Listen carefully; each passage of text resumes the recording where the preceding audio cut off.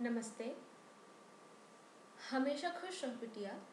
I am JBN Dr. Navika Aherwal, Associate Professor in the Department of Science and Technology at Jyoti Vidyapeeth, Women's University, Jaipur. Today I am going to take the lecture on the topic acceptance testing. What is acceptance testing? Acceptance testing is a testing technique performed to determine whether or not the software system has met the requirement specification. Right? मतलब क्या हो जाता है कि कोई भी चीज़ अगर हम एक्सेप्ट कर पा रहे हैं दैट मीन्स तो वो पूरी तरह से उसमें ओके है। अगर वो नहीं हो पाती पूरी तरह से परफॉर्म हमारे एक्सपेक्टेशन के हिसाब से नहीं हो पाती मीन्स रिक्वायरमेंट फुलफिल नहीं कर पा रही है। ठीक है, तो वहाँ पे एक्सेप्टेंस टेस्ट फुलफिल नहीं होगी हमारी। ठीक है, so the main purpose of this test is to evaluate the system's compliance with the business requirements and verify if it has met the required criteria for delivery to end user. Main purpose क्या हो जाएगा इसका कि system को evaluate करना कि जो जितनी बिजनेस रिक्वायरमेंट है उसको वेरीफाई करना क्या वो उसके जो क्राइटेरिया रिक्वायर्ड क्राइटेरिया था वो उसको फुलफिल कर पा रहे हैं या नहीं, और एंड यूज़र को वो चीज़ प्रोवाइड कर पा रही हैं या नहीं प्रोवाइड कर पा रही। So this is the main purpose of the acceptance testing. There are various forms of acceptance testing like user acceptance testing, business acceptance testing, alpha testing, beta testing. Now come to the acceptance testing is SDLC, System Development Life Cycle में acceptance testing क्या होती है। ठीक है, इस diagram में हम देखेंगे कि जो फिटमेंट ऑफ एक्सेप्टेंस टेस्टिंग है सॉफ्टवेयर डेवलपमेंट लाइफ साइकिल कैसे होता है। जैसे रिक्वायरमेंट सबसे पहले क्या करते थे SDLC में हम रिक्वायरमेंट एनालिसिस करते थे, फिर क्या करते थे डिज़ाइनिंग करते थे। ठीक है, अब रिक्वायरमेंट एनालिसिस में क्या हो जाएगा कि जो रिक्वायरमेंट है उसको एनालिसिस करेंगे क्या वो एक्सेप्टेंस टेस्टिंग जब हम कर रहे होंगे तो वो फुलफिल हो रही है या नहीं हो रही है। अब हाई लेवल डिज़ाइन इसमें क्या जब डिज़ाइनिंग करेंगे तब उसके बाद क्या हो जाती है फिर हम जो सेकंड फेज हमारा क्या था, सबसे पहले एनालिसिस करके डिज़ाइन करना था। डिज़ाइन करने के बाद क्या करते हैं फिर सिस्टम टेस्टिंग होगी। ठीक है, अब क्या हो जाएगा इसमें लो लेवल डिज़ाइन करेंगे मीन्स पहले तो बड़ी उसमें तैयार कर फिर इंटरनली जब करते हैं छोटी छोटी चीज़ें देखते हैं तो छोटी छोटी चीज़ें भी हम उसको डिज़ाइन करेंगे तो वो हमारे क्या कहलाए लो लेवल डिज़ाइन कहलाई। फिर उसके बाद हम क्या करते थे कोडिंग करते थे। कोडिंग करने के बाद अब हमने ये सब चीज़ें कर ली, अब हमें टेस्टिंग करने की ज़रूरत पड़ी।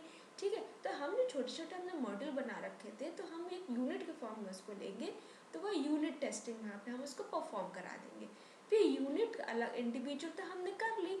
अब क्या किया बड़े जो सॉफ्टवेयर बनाते हैं तो अलग अलग मॉड्यूल्स में हम उसको डिवाइड कर देते हैं ताकि हमारे पास जो लिमिटेड टाइम होता है उस टाइम पीरियड में हम उस सॉफ्टवेयर एप्लीकेशन को कंप्लीट कर पाए। अब बन तो गया लेकिन हमें क्या करना था इंटीग्रेट करना था तो उसके में वहाँ पे हम क्या इंटीग्रेशन टेस्टिंग लगाएंगे। ठीक है, तो यूनिट के बाद हमारे क्या इंटीग्रेशन टेस्टिंग ठीक है हो गई। अब पूरा कर लिया इंटीग्रेट भी कर लिया, अब लास्ट में जो फाइनल जो हमारा सिस्टम बना उसकी भी तो हमें टेस्टिंग करनी पड़ेगी।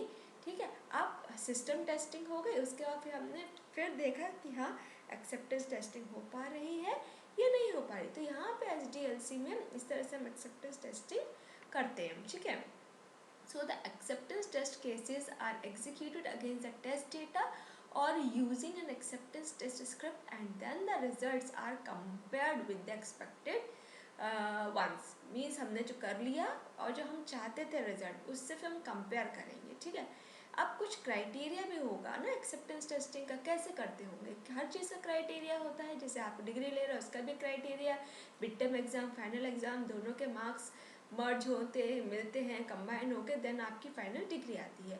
अब acceptance criteria are defined on the basis of the following attributes. क्या एट्रीब्यूट्स होते हैं वो, जैसे functional cor correctness and completeness, data integrity, data conversion, usability, performance, timelines, confidentiality and availability, instability and upgradability, scalability और documentation. ये कुछ criteria होते हैं। जैसे फंक्शनल करेक्टनेस एंड कंप्लीटनेस, जितने फंक्शंस है वो देखेंगे सही काम कर रहे हैं नहीं या कंप्लीट है या नहीं है। आप उसका जो डेटा इंटीग्रिटी मीन्स जितना भी आपका डेटा जो आ रहा है वो इंटीग्रेट होकर सही उसको फुलफिल क्राइटेरिया को कर रहा है या नहीं कर रहा।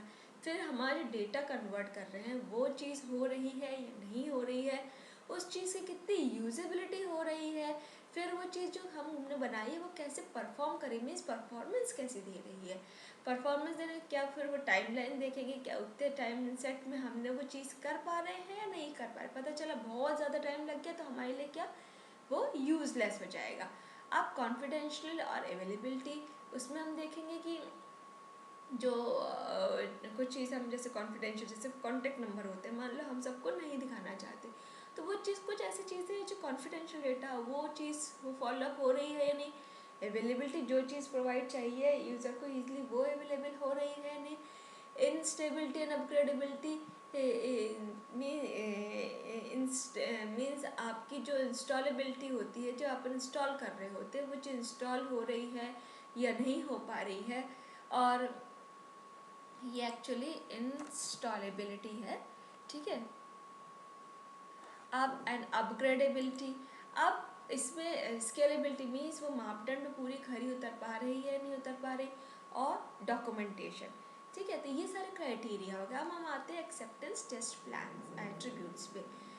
Acceptance test activities are carried out in phases, जैसे फर्स्टली क्या हो गया, the basic tests are executed, and if the test results are satisfactory then the execution of more complex scenario are carried out. So the acceptance test plan has the following attribute, जैसे एक कुछ attribute हो गया, introduction, acceptance test category, operation environment, test case ID, test title, test objective, test procedure, test schedule and the resources. These all are some of the attributes of the test acceptance test plan. So the acceptance test activity are designed to reach at one of the conclusion. क्या conclusion निकला हमारा कि accept the system as delivered, जो deliver हुआ उस system को accept हुआ नहीं हुआ, accept the system after the request modification has been made, अगर कुछ मॉडिफिकेशन के लिए रिक्वेस्ट की गई थी तो उसको किया या नहीं किया, वो सिस्टम एक्सेप्ट किया या नहीं किया, और do not accept the system, या फिर सिस्टम ने उसे एक्सेप्ट नहीं किया। अब एक्सेप्टेंस टेस्ट रिपोर्ट में एट्रीब्यूट्स क्या होंगे इसके, acceptance test report has the following attributes like report identifier, summary results, variations, summary and results, variations, recommendations, summary of to-do list and the approval decisions. So ये आपके क्या हो गए, कुछ एट्रीब्यूट्स हो गए कि जो रिपोर्ट है उसको आइडेंटिफाई करना, उसके जो रिजल्ट्स है उसकी समरी हमें उस टेस्ट रिपोर्ट के फॉर्म में देना, और जितने चेंजेस आए, वेरिएशंस आए हैं उनका रिपोर्ट देना, कुछ रिकमेंडेशंस आई हैं चेंज करने के लिए वो करना, और जो समरी था कि हमें क्या क्या करना है उनकी एक लिस्ट तैयार करना, वो उस रिपोर्ट के फॉर्म में देना, और फिर अप्रूवल डिसीजन की डिसीजन एक्चुअली हुआ क्या वो सब करना. So this is all about the acceptance testing. So this is all about today's session, and this session powered by digital version 2.0 Jayoti Vidyapeeth Women's University Jaipur. To hope you are satisfied with my digital session. If you have any query, please mention in comment box. I will resolve it. Thank you.